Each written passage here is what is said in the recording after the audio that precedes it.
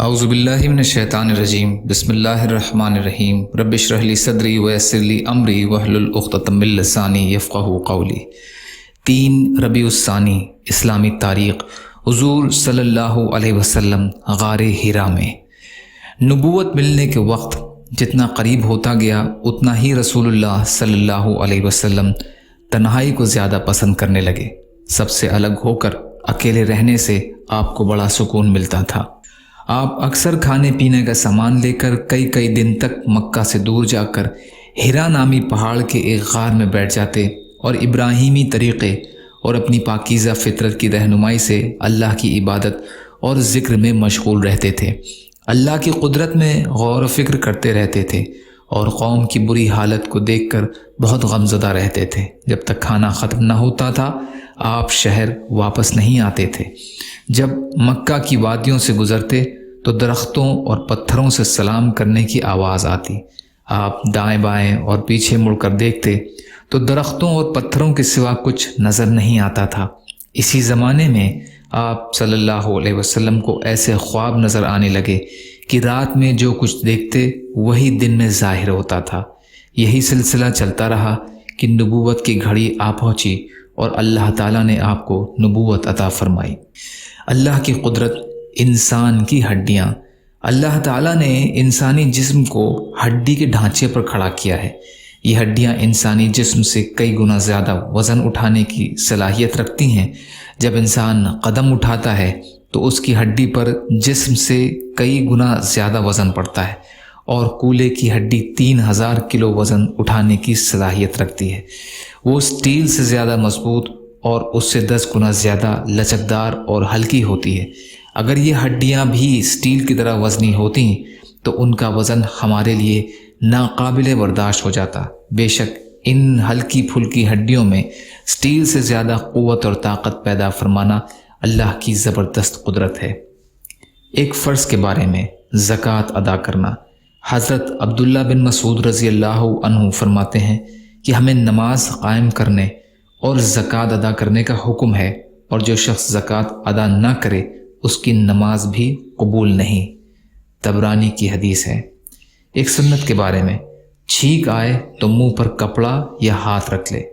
رسول اللہ صلی اللہ علیہ وسلم کو جب چھینک آتی تو آواز کو آہستہ کرتے اور چہرے مبارک کو کپڑے سے یا ہاتھ سے ڈھانک لیتے۔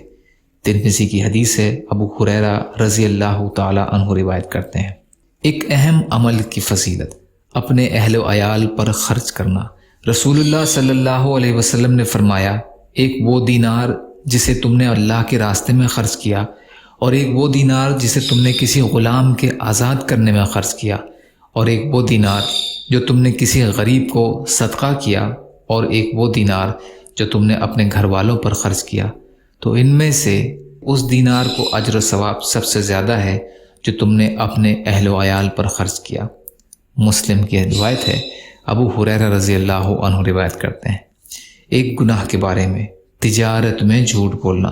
رسول اللہ صلی اللہ علیہ وسلم نے فرمایا، تاجر لوگ بڑے گناہ گار ہوتے ہیں۔ لوگوں نے کہا، یا رسول اللہ، کیا اللہ تعالیٰ نے تجارت کو حلال نہیں کیا؟ آپ صلی اللہ علیہ وسلم نے فرمایا، ہاں بے شک، لیکن وہ قسم کھا کر گناہ گار ہوتے ہیں اور بات کرتے ہوئے جھوٹ بولتے ہیں۔ مستدرک کی روایت ہے۔ عبد الرحمن بن شبل رضی اللہ عنہ روایت کرتے ہیں۔ دنیا کے بارے میں، بد نصیبی کی پہچان۔ رسول اللہ صلی اللہ علیہ وسلم نے فرمایا، 4 چیزیں بد نصیبی کی پہچان ہیں۔ آنکھوں کا خشک ہونا کہ اللہ کے خوف سے کسی وقت بھی آنسو نہ ٹپکے، دل کا سخت ہونا کہ آخرت کے لیے یا کسی دوسرے کے لیے کسی وقت بھی نرم نہ پڑے، امیدوں کا لمبا ہونا، اور دنیا کی حرص اور لالچ کا ہونا۔ یہ 4 چیزیں بد نصیبی کی پہچان ہیں۔ ترغیب و تحریب۔ انس رضی اللہ عنہ روایت کرتے ہیں۔ آخرت کے بارے میں، جنت والوں کا انعام اور اکرام۔ قرآن میں اللہ تعالیٰ فرماتا ہے، جنتی لوگ جنت میں سلام کے علاوہ کوئی بیکار و بیہودہ بات نہیں سنیں گے، اور جنت میں صبح شام ان کو کھانا وغیرہ ملے گا۔ یہی وہ جنت ہے جس کا مالک ہم اپنے بندوں میں سے اس شخص کو بنائیں گے جو اللہ سے ڈرنے والا ہوگا۔ سورہ مریم کی آیت کا ترجمہ۔ طب نبوی سے علاج، نیند نہ آنے کا علاج۔ حضرت زید بن ثابت رضی اللہ عنہ نے حضور اکرم صلی اللہ علیہ وسلم سے نیند نہ آنے کی شکایت کی تو آپ صلی اللہ علیہ وسلم نے فرمایا یہ پڑھا کرو: اللہم غارت النجوم وحداعت العیون وانت حی قیوم لا تأخذہ سنۃ ولا نوم یا حی یا قیوم احد لیلی وانم عینی۔ اے اللہ، ستارے چھپ گئے اور آنکھیں پرسکون ہو گئیں، تو ہمیشہ زندہ اور قائم رہنے والا ہے۔ اے ہمیشہ زندہ اور قائم رہنے والے، میری آنکھ کو سلا دے اور میری رات کو پرسکون بنا دے۔ معجم الکبیر للطبرانی کی حدیث ہے۔ یا اللہ، ہم سب کو کہنے سننے سے زیادہ عمل کی توفیق عطا فرما۔ یا اللہ، جو مظلوم ہیں، پریشان حال ہیں، بیمار ہیں، قرض میں ہیں، بے روزگار ہیں، محتاج ہیں، ان کی مدد فرما۔ یا اللہ، دنیا اور آخرت کی تمام خیر عطا فرما برحمتک یا ارحم الراحمین۔ لا الہ الا اللہ محمد رسول اللہ۔ السلام علیکم۔